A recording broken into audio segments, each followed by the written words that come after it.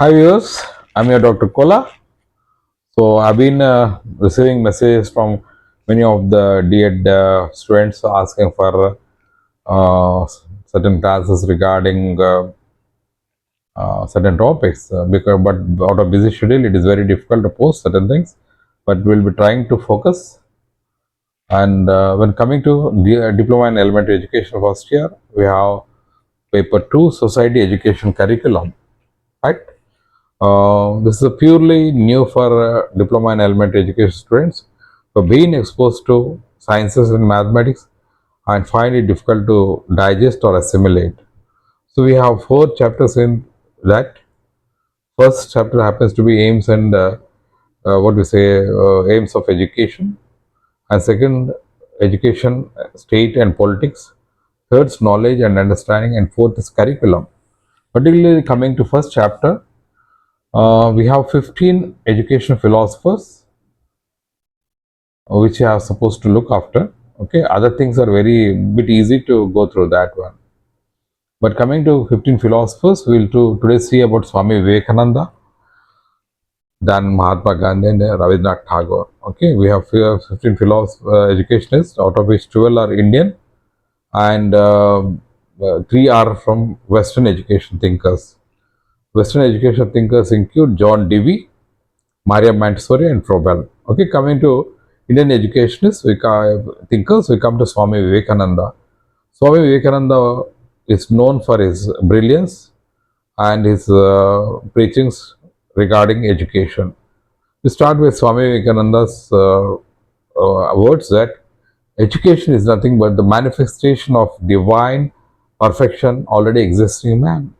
What it says that education is nothing but divine perfection which is already existing in man. He considered every individual, human being, as a divine. So that is very important. While you are writing about Swami Vivekananda, asked anything, you can write manifestation of divine perfection in the man which is already existing. He said that vision on education is very important, and he said that true amount of education is not the amount of information to be poured, but it is nothing but assimilation of different ideas and developing a mind of a material that which a thunderbolt is made. So he was against, what do you say, bookish learning. Okay, he was against bookish learning. He said it is not what books teach, but field work and practicality is important. He said that science of Western science should be synthesized with Vedanta of India.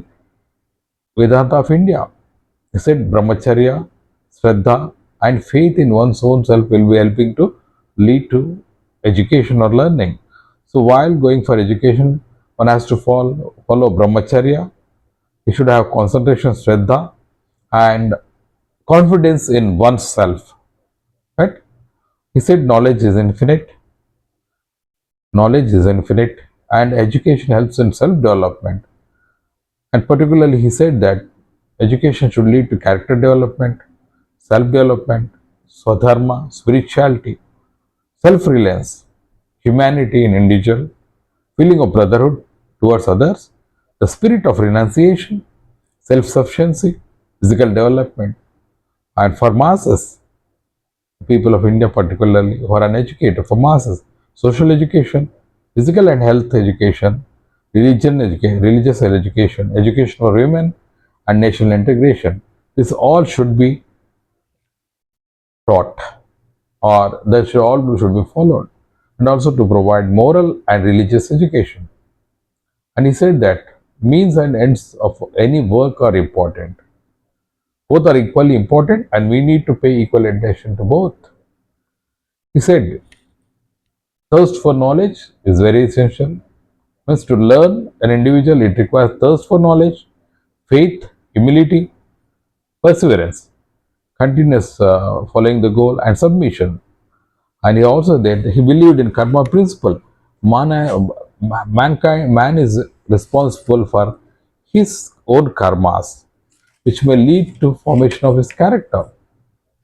And coming to curriculum, what curriculum should be followed according to Swami Vivekananda is that I previously did synthesis of science and Western science and Vedanta of India, classics, art education, religion, physical and health education, science and technology, social studies, crafts, work experiences, literature, social service, secular education, value education, and aesthetics.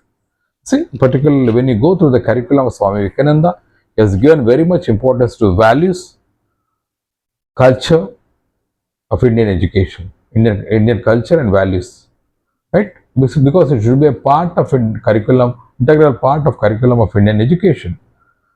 And you see, education remains incomplete without teaching the aesthetics of fine arts.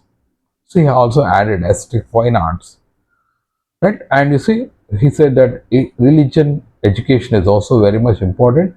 It must be taken more care because it builds up character as well as culture of an individual, right? When coming to different methods to be adopted by teacher while teaching, he said that discussion method should be used, learning by doing, lecture method, questioning, self-study, and as well as narration, storytelling, this questioning. These all should be included as teaching methods, right?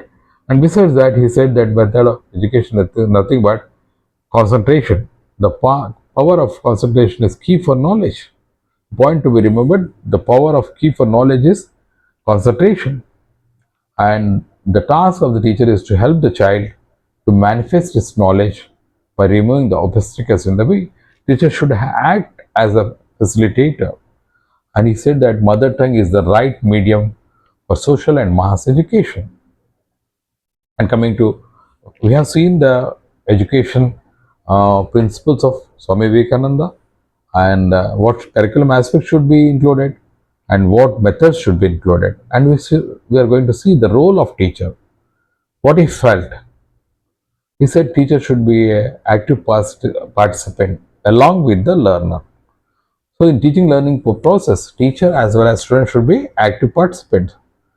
And you see, teacher should not look upon the student as a very physical being. He should think that a student is coming with a dynamic mind, and that dynamic mind should be uh, ignited to manifest the infinite soul, right? And you see, the teacher should facilitate the process of self-discovery of an individual. And you see, teacher should not fill the mind of the students with full information. Rather than he should give knowledge and he should help him to creative thinking. It should stimulate and strengthen the mind of the individual. He should help the child to develop the habit of questioning, and he should help the child to be patience, perseverance, and firm in his conviction. And you see, the idea of the faith itself is the greatest gift of the teacher to the student. And coming to, this was about teacher, and coming to accessibility of knowledge. Accessibility of education is very important. If mountain does not come to education, education must reach them at the flock, its factory, everywhere. So, knowledge should be open and it should reach everyone, right? And coming to women education, he said that India cannot rise unless women are suitably educated. Coming to mass education, when you see the slogan of Swamy Vivekananda, he said that educate the masses automatically, because in India at that time it happened to be having a problem with its literacy. So that if we educate the masses, automatically they get self-reliance, standing upon their own. A spirit of self-confidence will be created or inculcated in them. So he said that educate the masses, and he said that there should be national system of education which promotes culture and economic minimum available to all. And particularly, he said that education should be in the primary learning mother tongue, which is very important because learning happens very easily mother tongue. Coming to discipline, he said that free discipline or self-discipline. Okay, most of the times we push upon discipline as an important integral part of education.